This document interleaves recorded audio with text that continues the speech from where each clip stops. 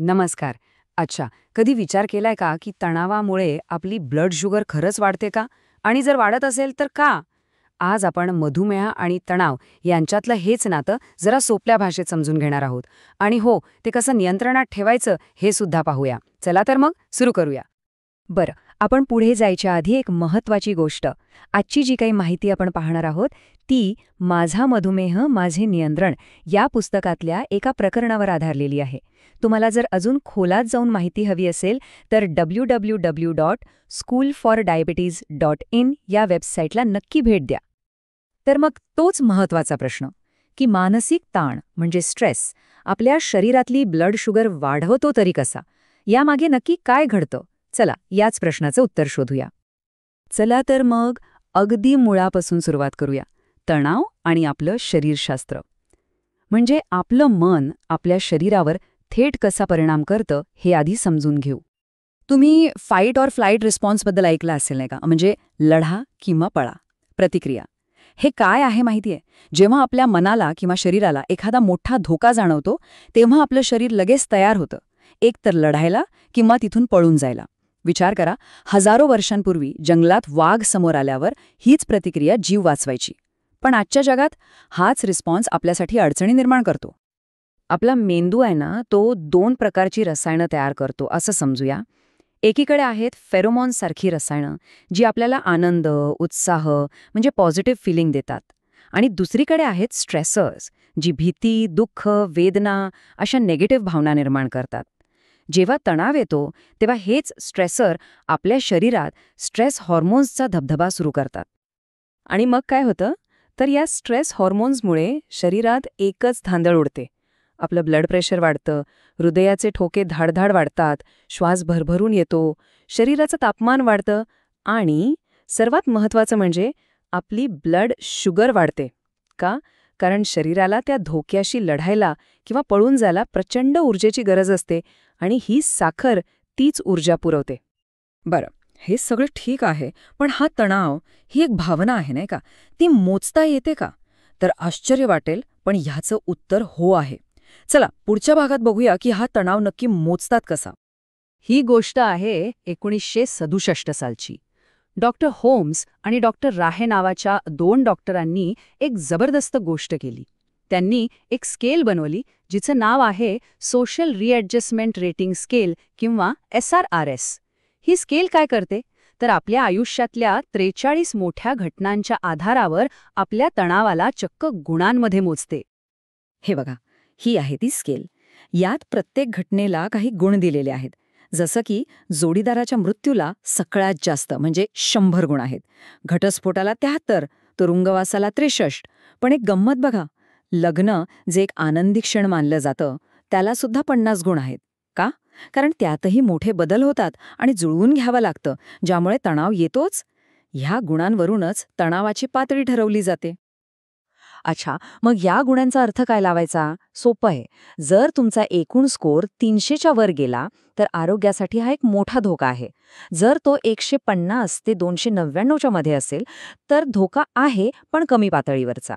आणि 150 पेक्षा कमी असेल, तर सध्या तरी काळजी करण्यासारखं काही नाही. म्हणजे या आकड्यांवरून आपल्याला आरोग्याच्या धोक्याची एक स्पष्ट कल्पना येते. आता आपल्याला तणाव मोजता येतो हे कळलं, तर मग आता हे बघूया की हे तणाव देणारे घटक म्हणजे स्ट्रेसर्स नक्की किती प्रकारचे असतात. कारण एकदा का आपल्याला तणावाचं मूळ कळलं की त्यावर उपाय करणं खूप सोपं होतं. मुख्यतः तणावाचे 3 प्रकार आहेत. पहिला आहे तत्कालीन किंवा अक्यूट स्ट्रेस, म्हणजे अचानक घडणाऱ्या मोठ्या घटना, जसं की जोडीदाराचा मृत्यू किंवा घटस्फोट. दुसरा आहे दीर्घकालीन किंवा क्रॉनिक स्ट्रेस, म्हणजे बराच काळ चालणारे प्रश्न, जसं की एखादा जुनाट आजार किंवा घरातले न संपणारे वाद. आणि तिसरा, जो आपल्या सगळ्यांच्या आयुष्यात असतो, तो म्हणजे सूक्ष्म स्ट्रेसर, म्हणजे रोजच्या किरकोळ गोष्टी, ट्रॅफिकमध्ये अडकणं, ऐनवेळी चावी न सापडणं, बिल भरायचं राहून जाणं, या सगळ्या गोष्टी. आत्तापर्यंत आपण तणाव म्हणजे काय, तो कसा वाढतो, त्याचे प्रकार काय, हे सगळं पाहिलं. पण सगळ्यात महत्त्वाचा प्रश्न, यावर नियंत्रण कसं मिळवायचं? चला, आता काही ठोस उपायांबद्दल बोलूया. यावर नियंत्रण मिळवण्याचा सगळ्यात पहिला आणि महत्त्वाचा नियम म्हणजे कृत्रिम उपायांपासून लांब राहणं. म्हणजे काय तर औषधं, दारू, तंबाखू, जुगार किंवा इतर व्यसनं ह्या गोष्टी काही वेळासाठी बरं वाटायला लावतात, पण त्या तणावाच्या मुळावर घाव घालत नाहीत.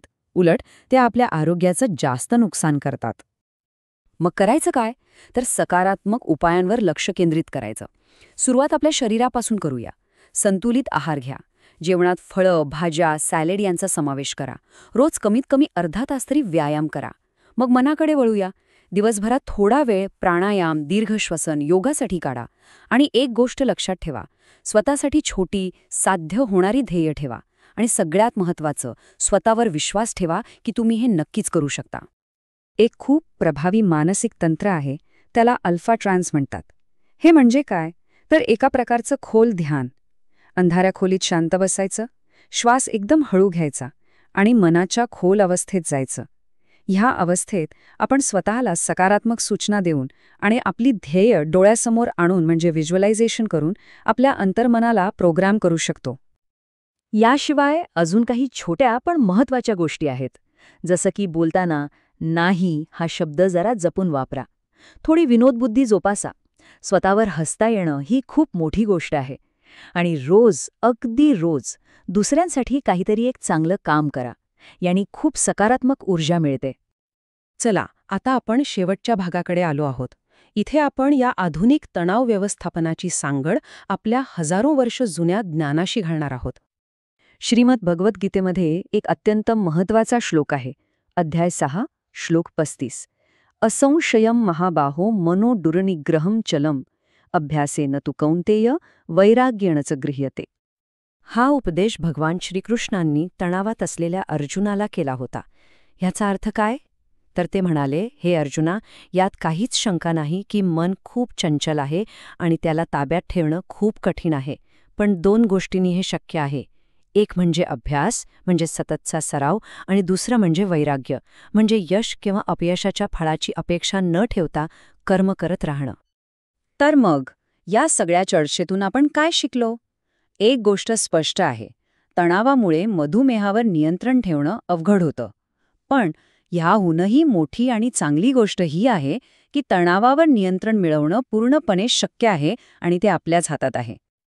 आणि आता जाता जाता फक्त एक प्रश्न. आत्ता या क्षणी आपण आपला तणाव कमी करण्यासाठी कोणतं एक छोटंसं पाऊल उचलू शकतो? विचार नक्की करा.